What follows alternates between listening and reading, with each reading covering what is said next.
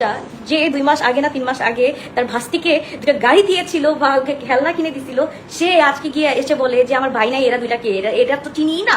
So এই মায়াকে, এই মায়েরাও চিনি না। সো এইভাবে লিটারালি কথা বলে।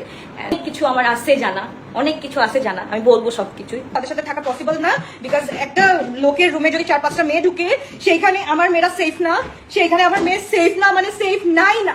মানে 17 বা 18তে বিয়ে হয়েছে, একটা মেয়েকে সে তার নাতি বলে রাখছে। একটা মেয়ের বছর 5 বছর ছিল, নাতি বলে রাখছে, নাতি বলে তাকে মেয়ে বানাইছে, মেয়ে বানায় তার সাথে শারীরিক নির্যাতন করছে তাকে 4 থেকে 5টা বছর। এরপরে আমি শুনছি ওই মেয়েটাকে আমি বের করে দিছি ওই বাসা থেকে। আমার শ্বশুর এত জঘন্য ছিল, আমি তাকে তাড়াতাড়ি করে বের করে দিছি মেয়েটাকে। ওই মেয়েটা এখন আলহামদুলিল্লাহ ঘর জামাই হয়ে থাকতো।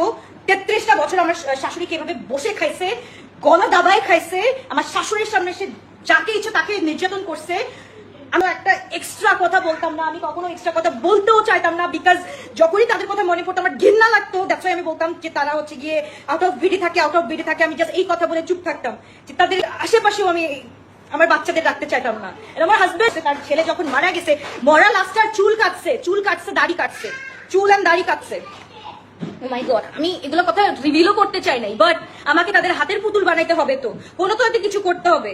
ওকে, তারা যদি এখানে উঠে আমাকে একে তো আমাকে হ্যারাস করবে, ঠিক আছে, আমাকে নারী নির্যাতন তো করবে, প্লাস হচ্ছে কি আমাকে ওইভাবেও অ্যাবিউজ করবে। আমি বলতে চাচ্ছি না কিভাবে অ্যাবিউজ করতে পারে একটা মেয়েকে। সো তারা ওইটাও পারবে, তাদের জন্য ওইটাও পসিবল।